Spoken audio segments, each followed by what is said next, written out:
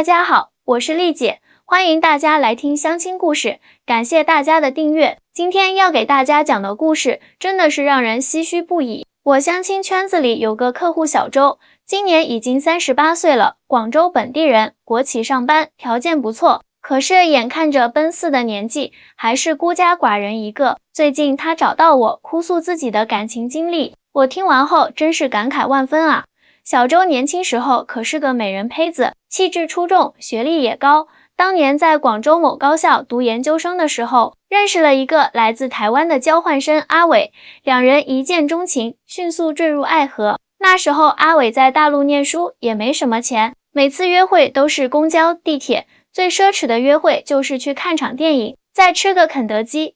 但是感情却是真挚的不得了。周，我们台湾男生可能没有你们想象的那么有钱，但是我会用心对你好的啦。阿伟经常这样对小周说，小周那时候也不在意这些，只觉得阿伟有教养，说话温柔，长得帅气，和大陆的男生不太一样。阿伟总是说谢谢对不起没关系，做事情很有礼貌，这一点特别让小周着迷。他们谈了2年恋爱，感情发展得很顺利。眼看着研究生快毕业了，阿伟提出了结婚的想法。他说，周，我想带你回台湾，我父母都很期待见你，我们在台北安家，好不好？小周当时是很心动的，毕竟台湾在他心目中是个很美好的地方，电视剧里的流星花园、恶作剧之吻都是他的最爱。但是就在这个节骨眼上，小周的父母坚决反对。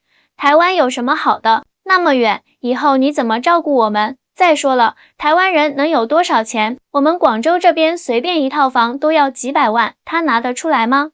小周母亲当时就这样说道。小周的父亲更直接，结婚没有彩礼，我们家女儿不嫁，至少要80万彩礼，再加3金6礼全套，不然免谈。要知道，那时候是2010年左右，在广州80万的彩礼已经算是天价了。而且台湾那边根本就没有彩礼的习俗，他们更注重的是婚后2个人的生活和互相尊重。阿伟听说要这么高的彩礼，一下子就懵了。他解释说，阿姨、叔叔，我们台湾没有彩礼这个习俗啦，我们那边是男方准备结婚戒指、婚礼和蜜月旅行的费用，可能还会有嫁妆，但不是直接给女方家里钱。小周父母根本不听，觉得这是大陆的传统，必须遵守。更关键的是，他们对台湾的印象还停留在早期，认为台湾经济落后，不如大陆发达。什么不给彩礼，那就是不重视我们家姑娘，你们台湾人是不是都穷得叮当响？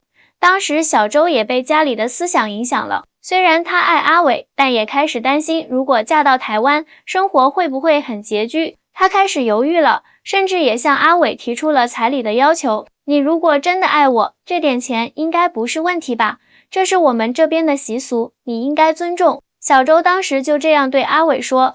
阿伟很受伤，他解释说他的家庭条件其实很普通，父母都是普通上班族，没有那么多积蓄。虽然台湾整体发展不错，但普通家庭也不是大家想象的那么富有。他愿意努力工作，给小周幸福的生活，但实在拿不出这么多彩礼钱。周，我爱你，但我不是买不起你，而是我们台湾真的没有这种习俗。我爸妈已经答应给我们准备婚礼和一笔小小的创业资金，这在我们那边已经很不错了。我希望你能理解。小周当时被家里人和社会观念影响，坚持要彩礼，最后2人因为这个问题分手了。阿伟回台湾后，小周还是很想念他，但碍于面子和家人压力，一直没有主动联系。他以为阿伟会再来找他，会妥协，会想办法凑齐彩礼，可是阿伟再也没有回来。毕业后，小周凭借着优秀的条件，进入了广州一家不错的国企工作，收入稳定，买了房子和车子，条件越来越好。他开始在相亲市场寻找另一半，心想着自己条件这么好，肯定能找到更好的。可是相亲10多年下来，小周却发现自己越来越挑剔，这个嫌太矮，那个嫌太胖，这个嫌太穷，那个嫌没房没车。就这样1年又1年过去了。前几天，小周在社交媒体上无意中刷到了阿伟的消息。阿伟早已结婚生子，在台北开了一家设计公司，生活幸福美满。照片上，他抱着一个可爱的小女孩，旁边站着温柔贤惠的妻子，一家三口其乐融融。小周一下子就崩溃了，他给我打电话哭诉：“丽姐，我后悔死了，当初如果不是那么固执，坚持要那么高的彩礼，现在我也有自己的家庭了。阿伟那么好的人，我居然因为钱放弃了他。”听着小周的哭诉，我不禁感叹，这就是很多人对台湾的误解啊。台湾社会其实很发达，人均 GDP 曾经远超大陆。台湾的科技、医疗、教育都很先进。虽然台湾没有大陆这种高额彩礼的习俗，但这不代表他们不重视婚姻，恰恰相反，他们更注重婚后两个人的相处和生活质量。反观大陆这边，特别是一些地区，彩礼成了衡量一个男人是否爱你的唯一标准，动辄就要几十万上百万，完全不考虑对方的实际情况。这种畸形的婚恋观害了多少有情人啊！其实小周的故事在我们相亲圈里一点都不罕见，不信你看，我给大家分析分析台湾和大陆婚恋的差异，你就明白为什么会发生这种遗憾了。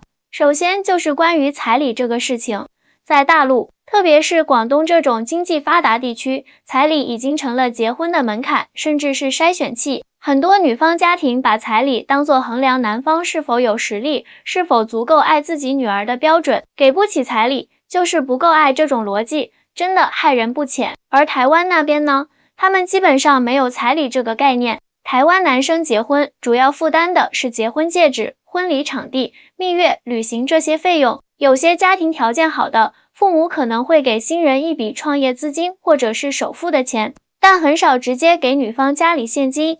小周后来跟我讲，他在网上查阅了很多资料，发现台湾结婚确实没有彩礼的传统，反而是女方家里会准备嫁妆，包括家具、电器，甚至是房子的首付。这种嫁妆文化源自于传统的闽南文化，认为女儿出嫁，父母应该尽力帮助她在新家庭站稳脚跟。丽姐，我当时太无知了，完全不了解台湾的风俗习惯，就一味的要求阿伟按照我们这边的规矩来。小周懊悔地说，我问他，那你后来在广州相亲这么多年，遇到过什么样的人呢？小周苦笑着摇摇头，说出来你可能不信，这么多年，我遇到的不是钻石王老五，就是妈宝男，要么就是各种直男癌。那些所谓的钻石王老五，看上去条件是好，但态度实在让人难以接受。他们总觉得自己是施舍者，好像娶我是给我天大的面子似的。有一个甚至直接跟我说，你都30多了，我不嫌弃你就不错了，还挑什么挑？我当时就想抬脚踹他，我听了也是气不打一处来。这种男人有钱有什么用？人品这么差。小周继续说，还有一种就是妈宝男，表面上对我很好，但是什么事情都要听妈妈的，约会地点他妈定，结婚日期他妈定，甚至连我们以后住哪都要他妈点头才行。我见过一个男的，都35岁了，每天晚上9点必须回家，因为他妈规定的，过了点他妈就各种打电话。我真担心结婚后，我连口红什么颜色都要他妈批准。还有那些直男癌，表面上看起来条件也不错，但相处起来简直是灾难。他们认为女人就应该负责貌美如花、相夫教子、端茶倒水。有个男的第一次见面就问我会不会做饭，说他妈很挑剔，一定要会做一手好菜的儿媳妇。我反问他会不会做饭，他居然理直气壮地说，我是男人，当然不需要会做饭啊，呵呵，这种人给我全世界我都不会嫁。听完小周的吐槽，我不得不承认，现在大陆的婚恋市场确实存在很多问题，高房价、高彩礼、高期望，却往往伴随着低素质、低情商。很多男性在婚恋观上还停留在父辈那一代，认为自己只要有钱有房，女方就应该无条件服从自己。而据小周了解，台湾男生在这方面就开明得多。首先，台湾的男女平等意识比较强，男人不会因为自己是一家之主就高人一等，他们更愿意分担家务、参与育儿，尊重女性的职业选择和个人空间。小周还告诉我，他后来通过社交媒体了解到，阿伟和他现在的妻子结婚后，两个人共同创业，一起打拼事业。阿伟会做饭，会照顾孩子，完全不是那种大男子主义的台湾男生。丽姐，你知道吗？我看到阿伟发的朋友圈，他居然在给女儿扎辫子，那个样子好温柔啊！而且他还经常下厨，做一桌子好菜给妻子吃。我真的后悔死了，当初要是不那么势利，坚持那么高的彩礼，现在那个女儿可能就是我的，那个被宠爱的妻子也会是我啊！小周说这话的时候，眼泪都快掉下来了。说到这里，我不得不给大家科普一下，很多大陆人对台湾的印象还停留在很早以前，认为台湾经济落后，生活水平不高，这其实是一个很大的误解。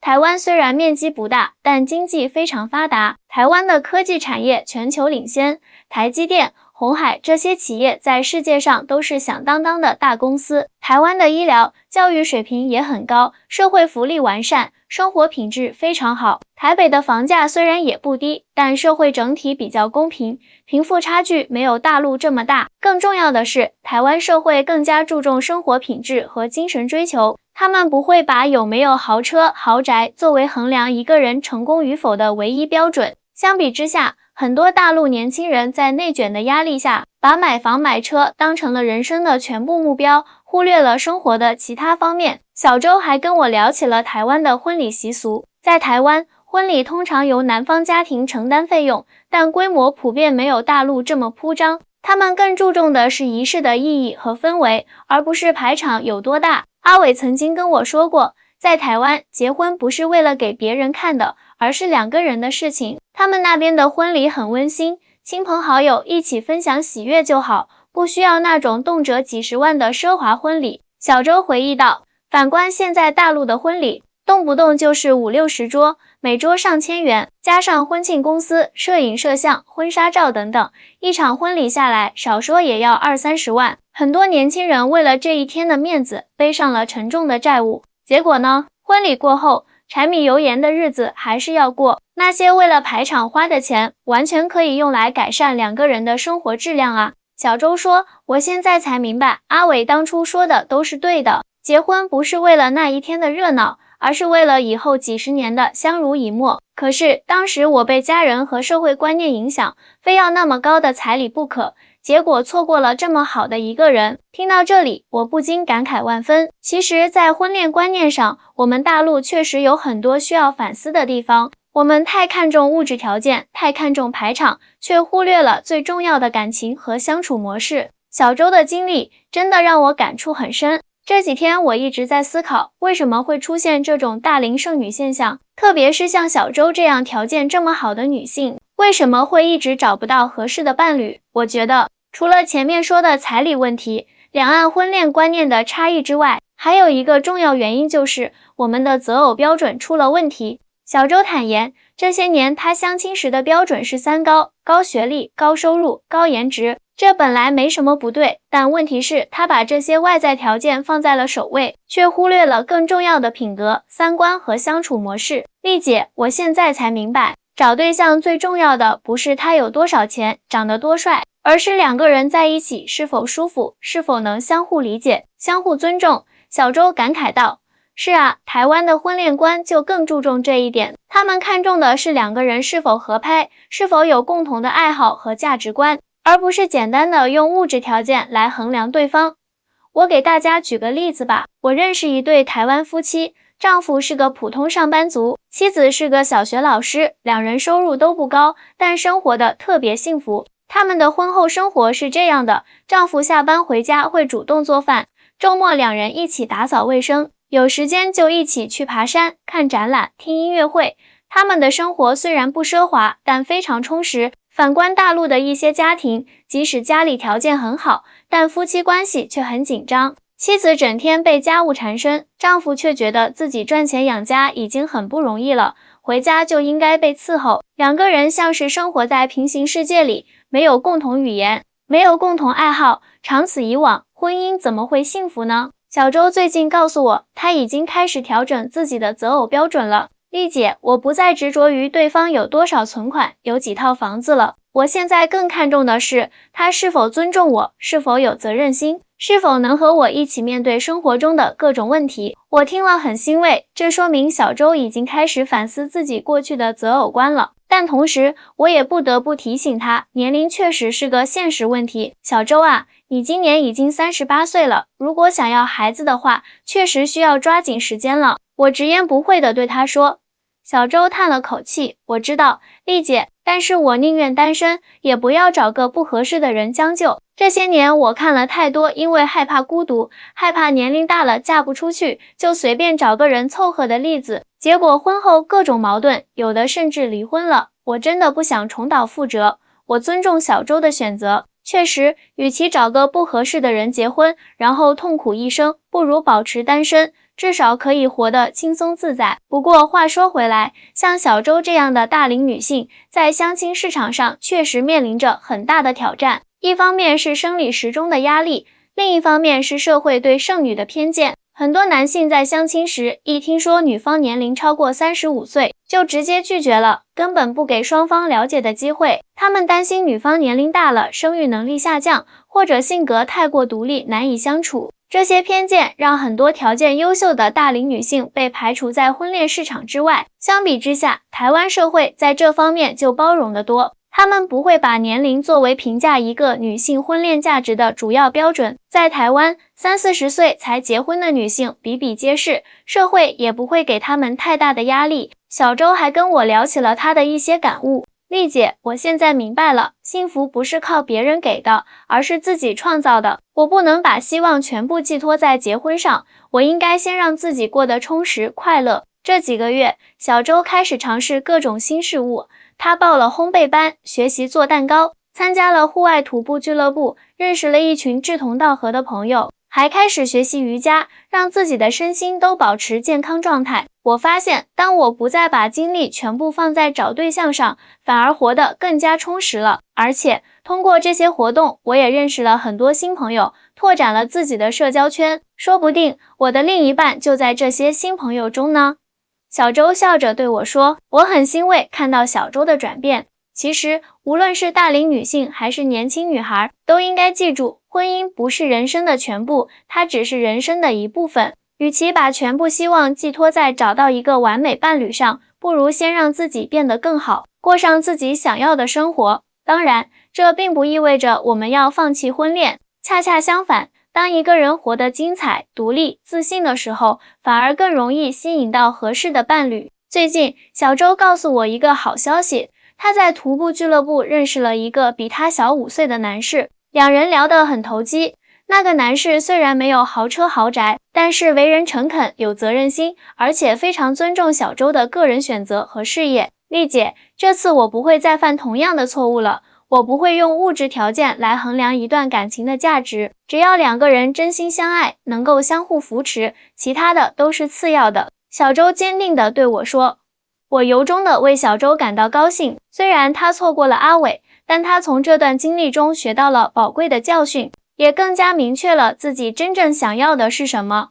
说到这里，我想对那些和小周有类似经历的姐妹们说几句话。第一，婚姻不是买卖，彩礼不是衡量一个男人是否爱你的唯一标准，过高的彩礼要求可能会把真正爱你的人拒之门外。第二，不要被剩女这个标签束缚，年龄只是数字，重要的是你是否活出了自己想要的样子。与其找个不合适的人将就，不如保持单身，至少不会互相伤害。第三，调整自己的择偶标准，把重点放在对方的品格、三观和相处模式上，而不是简单的看重物质条件。真正的幸福来自于两个人的相互理解、相互尊重和共同成长。第四，不要把全部希望都寄托在婚姻上，先让自己活得精彩、独立、自信，然后才能吸引到同样优秀的伴侣。最后，我想说的是，无论是台湾还是大陆，婚恋观念都在不断变化。我们应该打破传统的束缚，找到适合自己的生活方式。毕竟人生短暂，我们没有理由为了迎合他人的期望而委屈自己。希望每个人都能找到属于自己的幸福，不管是在婚姻中，还是在单身的道路上。好了，今天的故事就讲到这里，我是丽姐，我们下期再见。